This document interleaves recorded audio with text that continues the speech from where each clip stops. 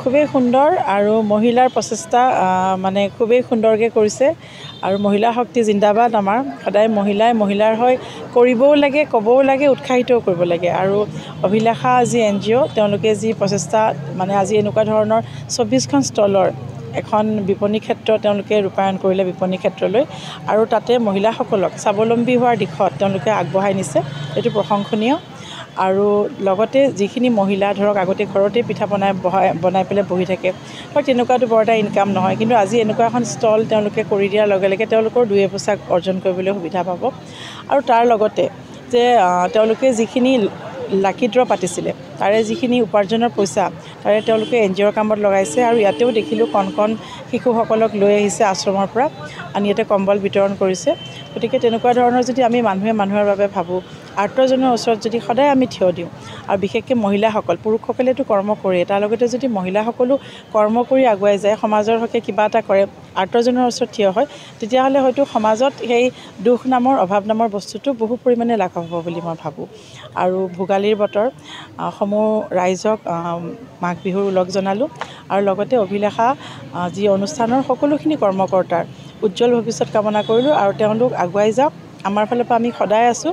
অলপ আগত আমি কথাও দিছোঁ যে যেনেকৈ ধৰণৰ আমাৰ অপৰূপাৰ ফালৰ পৰা বা মোৰ নিজৰ ব্যক্তিগত ফালৰ পৰা যেনেকৈ সহায় সহযোগিতা কৰিব লাগে আমি কৰি যাম আৰু সদায় আমি প্ৰতিযোগিতাৰে নহয় সহযোগিতাৰে আগবাঢ়িম হয় নতুন পদক্ষেপ আমাৰ এপ্ৰিলৰ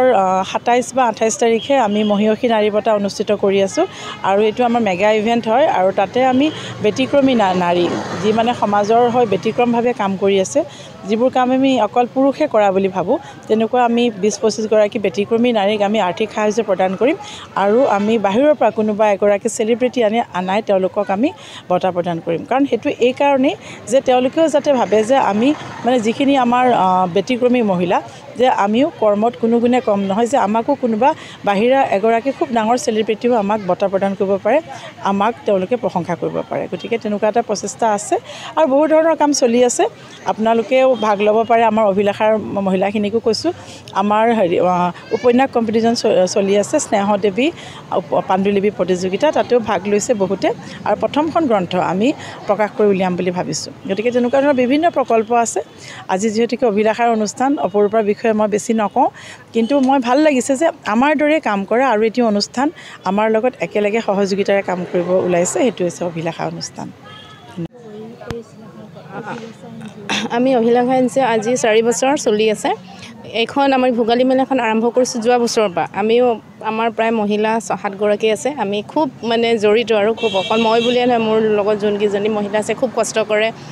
কৰে তাৰপৰা আমি ভাবিলোঁ আমাৰ এইটো এৰিয়াততো হাউকুচি এৰিয়াত কোনো ভোগালী মেলা নহয় এতিয়া চবে দীঘলী পুখুৰীলৈকে যায় আমি ভাবিলোঁ আমি নতুন এটা পদক্ষেপ ইয়াত লওঁ মানুহখিনি মানে কেনেকৈ সহায় সহযোগিতা কৰে যোৱা বছৰ যেতিয়া আমি পাতিলোঁ খুব কষ্টৰে পাতিছোঁ নিজৰ পইচাৰে পাতিছোঁ খুব সহায় সহযোগিতা পালোঁ সেইকাৰণে আমি এবাৰো আগবাঢ়িছোঁ অহাবাৰো আমি যদি আৰু পাৰোঁ ইয়াতকৈ আৰু আমি ভালকৈ কৰিম বুলি আশা ৰাখিছোঁ ৰাইজৰ যদি সহায় হয় এবাৰ 25খন হৈছে আপোনাৰ ৰামদিয়াৰ দৈ ক্ৰীম আছে হৰভোগৰ দৈ ক্ৰীম আছে আপোনাৰ মাজুলীৰ পৰা গুড় আহিছে আৰু আমাৰ যিসকল ইয়াতে পিঠা যি আমাৰ সকলো আত্মসহায়ক গোটৰ দ্বাৰা বনোৱা পিঠা পাব আপুনি চব থলুৱা সামগ্ৰী পাব